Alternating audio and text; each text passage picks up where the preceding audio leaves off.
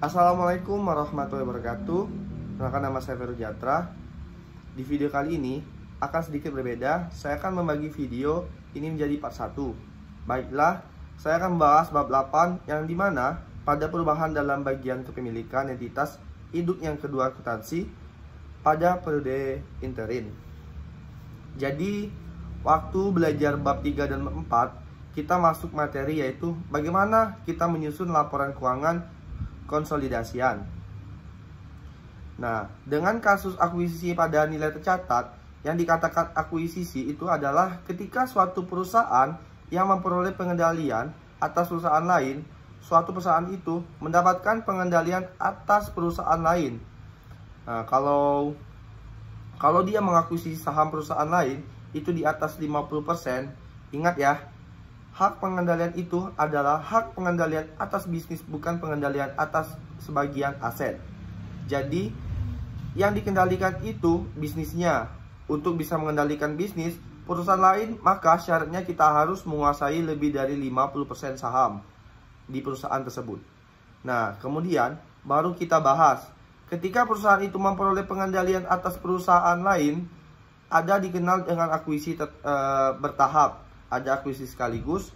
Kalau akuisisi bertahap itu berarti sebelum memperoleh pengendalian atas perusahaan lain, perusahaan kita sudah punya investasi di perusahaan tersebut.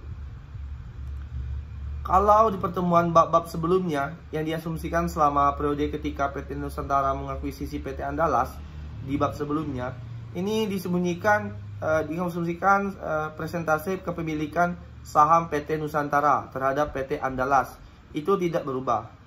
Misalnya 2 Januari 2015, PT Nusantara mengakuisisi 75% sahamnya PT Andalas. Maka kalau di bab sebelumnya itu diasumsikan kepemilikan 75%, ini tetap tidak ada perubahan selama tahun 2015. Padahal kenyataannya sangat mungkin setelah diakuisisi oleh PT Nusantara dengan kepemilikan 75%, kemudian PT Nusantara menambah persentase kepemilikan sahamnya dari PT Andalas itu misalnya menjadi 90%. Tapi tidak dibahas di bab sebelumnya. Baru dibahas di isu seputar konsolidasi. Itulah namanya perubahan kepemilikan saham PT Induk pada PT Anak, tapi catatannya tidak menghilangkan pengendalian yang dimiliki oleh PT Induk.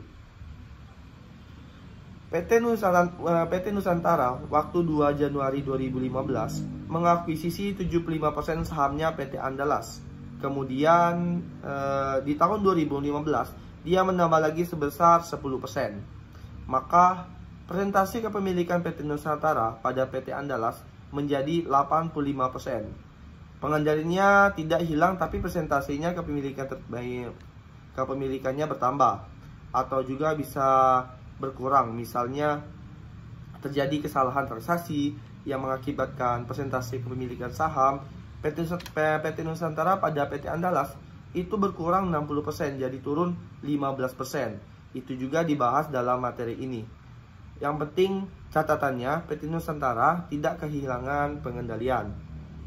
Nah, jadi apa yang menyebabkan kepemilikan saham yang dimiliki PT Induk atas PT Anak itu? Karena apa? Nah, kalau di buku itu dibagi menjadi 2. Yang pertama, perubahan kepemilikan saham PT Induk atas sahamnya PT Anak itu berubah karena transaksi yang dilakukan oleh induk perusahaan yang kedua. Perubahan kepemilikan saham yang dimiliki PT Induk ini terjadi bukan transaksi yang dilakukan oleh PT Induk, tapi yang melakukan transaksi ini adalah entitas anak. Misalnya A sebagai induk perusahaan mempunyai 60% sahamnya di PTB. Berarti ada 40% saham PTB yang tidak dimiliki PT A sebagai PT Induk. Ternyata 40% itu 30%-nya dimiliki PT C, 10%-nya dimiliki PT D. Anggaplah jumlah sahamnya yang beredar dari PTB itu 1 juta lembar. Berarti kalau PT A yang punya 60%, saya menguasai 600.000 lembar saham PT C, 300.000 lembar sahamnya di PT D, 100.000 lembar sahamnya miliknya PT B. Nah, kemudian terjadi perubahan kepemilikan saham yang dimiliki PT A atas sahamnya PTB. Yang menyamai itu karena transaksi yang dilakukan oleh entitas induk itu tersendiri. Contoh, PTA membeli 10% sahamnya PTB dari PTC. Nah, itu yang namanya transaksi itu dilakukan oleh PT induk akibat dari PTA membeli 100.000 lembar saham PTB yang dimiliki oleh PTC. Maka sekarang jumlah kepemilikan PTA bertambah dari 60% menjadi 70%, yaitu 700.000.